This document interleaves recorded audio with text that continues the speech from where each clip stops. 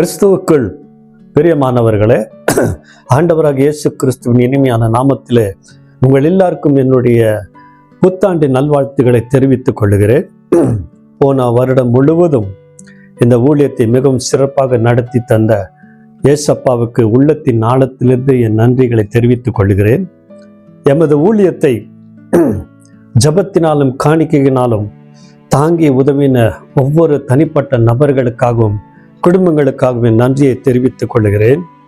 YouTube ஊழியத்தில் என்னை அதிகமாகவே உற்சாகப்படுத்துகிற உதவுகின்ற ஜேஎன் ஸ்டுடியோ சகோதரன் தினேஷ் அவர்களுக்கும் அவர் குடும்பங்களுக்கும் உள்ளத்தில் ஆழத்திலிருந்து நன்றியை தெரிவித்துக் கொள்கிறேன். இன்னொரு புதிய ஆண்டுக்குள் நம் எல்லாரையும் கர்த்தர் நுழைய செய்திருக்கிறார். நம்மில சிலருக்கு அவர்களுடைய விசுவாசம் பலமாய் இருந்தாலும் நம்மில் அநேகர் இந்த புதிய ஆண்டை குறித்தான பயமும் பாரமும் திகிலும் அதிகமாகவே காணப்படுகிறது.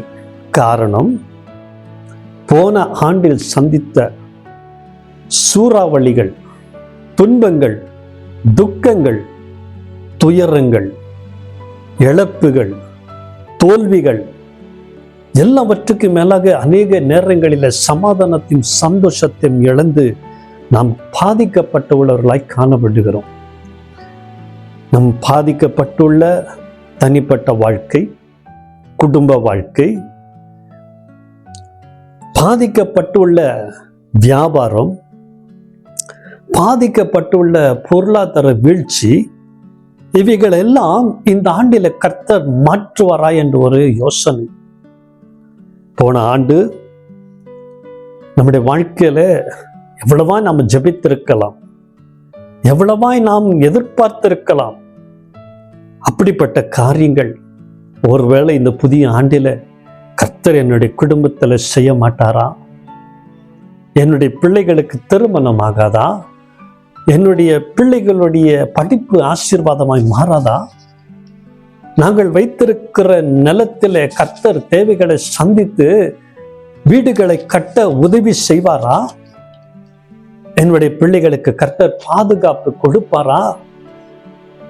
என் சரீரத்தில் இருக்கிற வியாதிகள் மறைந்து போகுமா? பலவீனங்களை கர்த்தர் எடுத்து போடுவாரா என்றெல்லாம் ஒரு ஏக்கம், ஒரு தவிப்பு, ஒரு பாரம், ஒரு சந்தேகம் நம்மை ஆட்டிக்கொண்டே இருக்கிறது. பிரியமானவர்களே, உங்களுக்காக ஒரு வாக்குத்தத்தமான வசனத்தை வாசிக்க விரும்புகிறேன். அது சங்கீதம் 48ஆம் அதிகாரம் 14வது வசனம். இந்த வசனம் என்ன சொல்லுகிறது என்றால், இந்த தேவன் என்றென்றைக்கும் உள்ள சதா காலங்களிலும் நம்முடைய தேவன் மரண பரியந்தம் நம்மை நடத்துவார் என்று எழுதப்பட்டிருக்கிறது. 2026ஆம் இந்த புதிய ஆண்டு தேவன் நம் எல்லாருக்கும் கொடுத்துள்ள இந்த அற்புதமான வாக்குத்தத்தமான வசனத்துக்காக கர்த்தரை ஸ்தோத்தரிக்கிறேன்.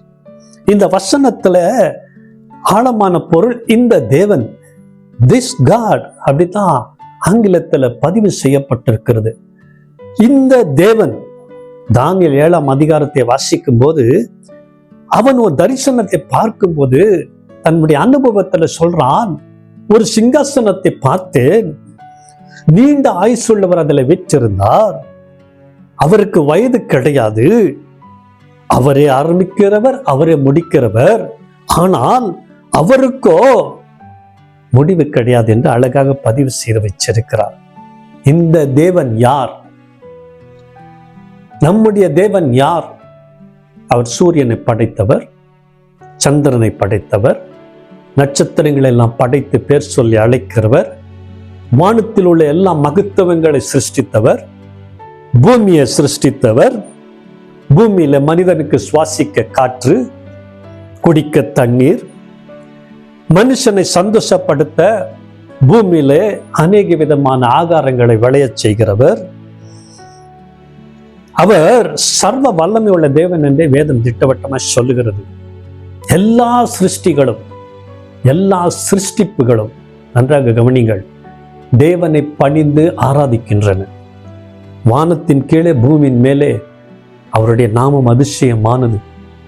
அவருடைய நாமத்துக்கு ஒப்பான நாமம் பூமியில் எதுவுமே கிடையாது. அவர் சர்வ வல்லவர். அவர் என்ன நினைக்கிறாரோ அதுதான் நடக்கிறது. இந்த தேவன் தான் ஆபிரகாமை ஆசீர்வதித்து அவனுடைய பேரை பெருமைப்படுத்தினது மாத்திரமல்ல, அவனை பெரிய ஐஸ்வரவனாய் மாற்றினார். இந்த தேவன் தான் ஈசாக்கை ஆசீர்வதித்தார். இந்த தேவன் தான் யாக்கோபை ஆசீர்வதித்து அவனுடைய சந்ததிகளை பூமியில பெருகச் செய்தார், நட்சத்திரங்களைப் போல பெருகச் செய்தார். இந்த தேவன் ஆதியும் அந்தமும் முந்தினவரும் பிந்தினவரும் முடிவில்லாதவர். அவருக்கு முன்பாக எதுவும் நிற்க முடியாது. அவர் ஒரு வாக்கு கொடுப்பாரானால் அந்த வாக்கத்தை நிறைவேற்றி கொடுக்கிறவர் வேதம் திட்டவட்டமாய் சொல்லுகிறது. இந்த தேவன் உன்னை நேசிக்கிறார். இந்த தேவன் உன் குடும்பத்தை நேசிக்கிறார். போன ஆண்டு நான் எல்லாவற்றையும் இழந்து விட்டனே, இந்த ஆண்டு என்னுடைய வாழ்க்கையில நான் என்ன செய்வேன் என்று திகைத்து கொண்டிருக்கிறாயா? கர்த்தர் உன்னை பார்த்து சொல்லுகிறார், கலங்காதே, திகையாதே. நான் உன் தேவன், நான் மனிதன் கிடையாது. நான் தேவன், நான் சொன்னதை நிறைவேற்றி கொடுக்கிறவர் என்று அவர் திட்டவட்டமாக சொல்லுகிறார்.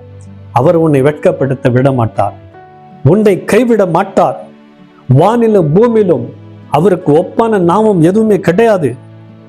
அவருடைய வார்த்தைக்கும் அதிகாரத்துக்கும் சகலமும் கட்டுப்பட்டு கீழ்ப்படிந்திருக்கிறது. அவர் சமுத்திரத்தின் பெருமையை ஆளுகிறவர். அவர் மகத்துவங்களை செய்கிறவர். சகல இயற்கைகளும் அவருக்கு கட்டுப்பட்டிருக்கிறது. மழையை வர்ஷிக்க பண்ணுகிறார், மழையை தடுக்கிறார். அவர் என்ன விரும்புகிறாரோ பூமியில் அதுதான் நடந்து கொண்டிருக்கிறது. அவருடைய நாமத்துக்கு சாத்தானின் ராஜ்யம் நடுங்குகிறது.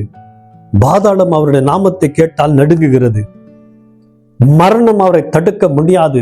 அவர் அதிசயமான தேவன், மகிமையான தேவன், வல்லமையான தேவன். ஆனால் அவர் பொறுமையுள்ளவர், அவர் மிகவும் அன்புள்ளவர். அவர் உன்னை நேசிக்கிறார், அவர் உன் குடும்பத்தை நேசிக்கிறார், உன்னுடைய வாழ்க்கையில குறுக்கிட விரும்புகிறார். நீ பயப்பட வேண்டிய அவசியம் கிடையாது.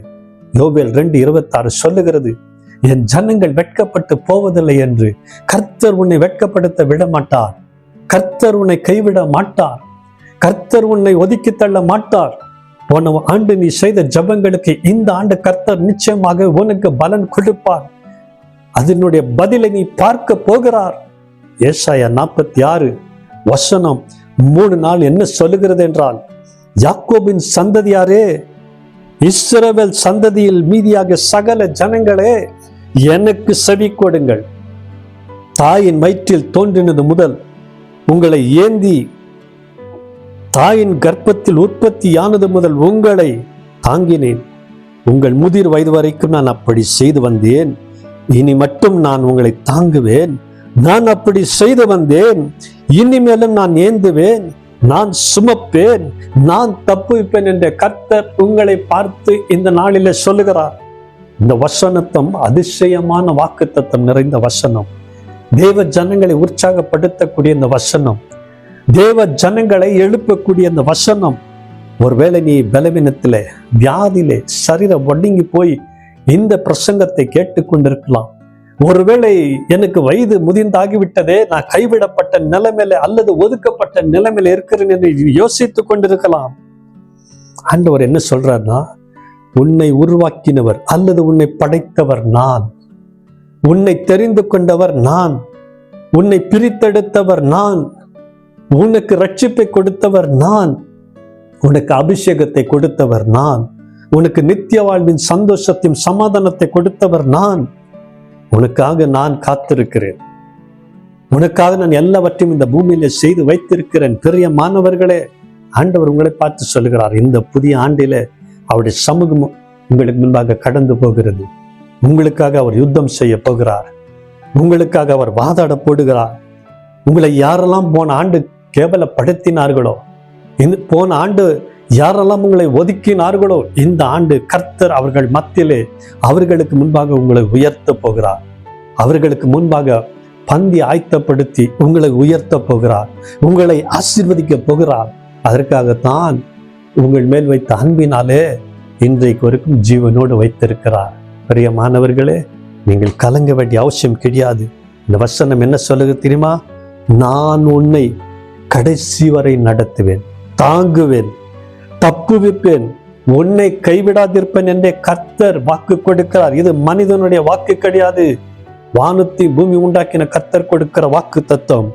இந்த தேவன் நீதியுள்ளவர், உண்மையுள்ளவர், சதா காலங்களிலும் வீற்றிருக்கிறவர், உன்னை கடைசி வரை நடத்த வல்லவராக்கிறார். பிரியமானவர்களே, அவரை நம்புங்கள். அவிசுவாசங்களை எடுத்து போடுங்கள், முறுமுறுப்புகளை எடுத்து போடுங்கள். வசனத்தின் மீது கவனம் செலுத்துங்கள், வசனத்தை நேசியுங்கள். இந்த வாக்குத்தத்தமான வார்த்தைகளை சொல்லிக்கொண்டே இருங்கள். இந்த ஆண்டு உங்க வாழ்க்கையில கர்த்தர் செய்ய போகிற காரியங்களை நீங்க பார்த்து பிரமிக்க போகிறீர்கள். கர்த்தர் மகிமையான காரியங்களை செய்ய போகிறார்.